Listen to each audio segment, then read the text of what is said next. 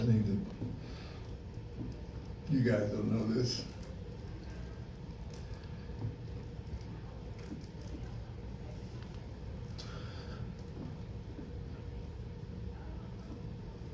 I'm not a high-low guy emotionally. I never have been. I'm part of it. In '98, I lost my cousin. He was a pilot in the Navy. Stationed in San Diego, Coronado, and it was a helicopter crash. His widow comes to every game. She lives here in Atlanta. 2 sons. It was March 19th, 1998, my senior year of college. I say that because I talked to you guys, and I told you guys I did a breakfast club this year with our group, and I've never been able to talk about my cousin. And I talked to our guys in the breakfast club about that. And I just told the guys, one thing I failed to mention is that to this day I still have a hard time looking at helicopters. There's just certain things you don't get over. Today's that day. I never had a personal relationship with Kobe. He's spoken to me a bunch of times, and he's always told me he respects me and he respects the work that I've done, and he's watched me from afar as a head coach and as an assistant. He said it to me in Philly, he said it to me in LA. And it's who Kobe is and what I know of Kobe. What I respect the most, I grew up on the West Coast. I'm a Laker fan as a child, and have had to denounce being a Laker fan once you get into the profession. But I've always respected his greatness because of his detail and his passion and the intensity of which he plays. But there's nothing more than the respect I have for him as a father. Every image you see of him post-retirement is with his daughters and with his family. Everything you see online, on Twitter, is about positivity. He's encouraging others, retweeting positive comments to others. And I think it's been the biggest transformation of a competitor to a human being that I've ever seen.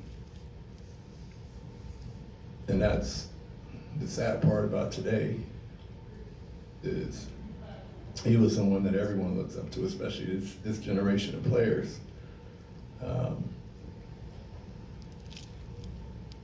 And to see the way he was coming out of retirement and playing to being just a leader of people, WNBA, AAU programs, children's books.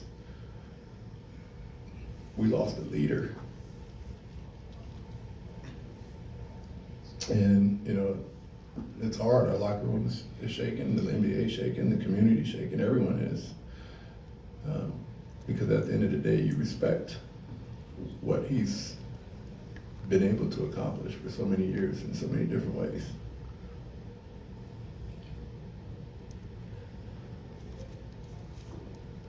So today's tough.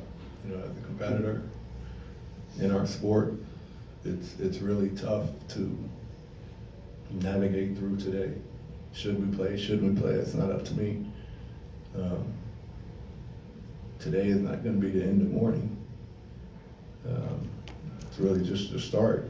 And I told our guys in there, I'm not a high-low guy, and why? And they understood that because of the Breakfast Club. They know my story. But it's a reminder of perspective. as to why and to what, what's most important. And the now is most important. The who are you? Who do you need to say hello to? Who do you need to reach out to? The perspective of all this is tough because Kobe's untouchable in a lot of those guys' eyes.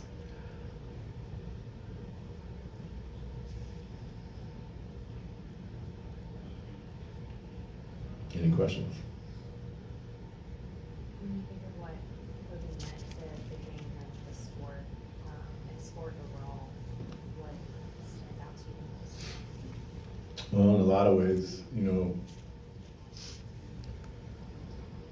when we speak of greatness, we speak of the accomplishments.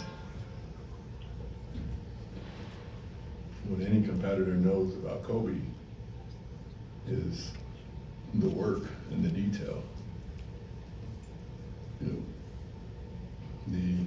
The understanding of the NBA rulebook so he can find an advantage offensively. Being there early, working on, footwork of one post move for an hour and the repetition of it. Hiring, and I know the guy, hiring Mike Procopio to do his personal scouting reports and know exactly how every defender's gonna defend them, where they're gonna help from. He paid money for a coach that wasn't in the NBA to personally scout how he was gonna be defended. So when you think of greatness, it's not just the accomplishments, it's what he poured into it. Would you rather not play tonight? I don't know. It's, I'll feel this way for a while. I'm sure the players will. I don't know the answer to that. And I think it's tough to play. I think it will be tough. And, we've all experienced tragedy at some point. And the response is, individually you have to mourn and grieve how you feel most appropriate as a team. I don't know, how you do it, but I think we'll do what we're asked to do and we'll try and make the most of it. Trey's been very vocal on social media. I believe he trained with Kobe and was close with Kobe. Did you have any words, especially just to Trey, on how to? No, we sat as a group, and a couple of guys shared their individual stories that they have with Kobe. I'll let Trey explain his, but he had been in contact with them. I think they said it had been to 3 NBA games this year, and 2 of them were ours, in LA and in Brooklyn. But they're all just kind of shaken up right now. I can't imagine that you've experienced anything like this as a head coach. So, if that you do play, how do you coach a game like this?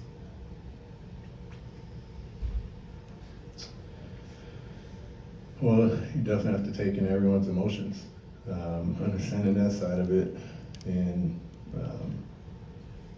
at some point, and I don't know if today is the day, but at some point, the perspective and the reality of it kicks in, and understanding, what do you learn?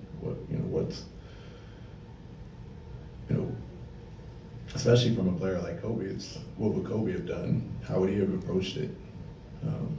What made him great? And to honor him is to duplicate what he's done, which is compete, prepare, be intense and passionate about your craft, your profession. We have a ton of young guys in there that are still learning the NBA.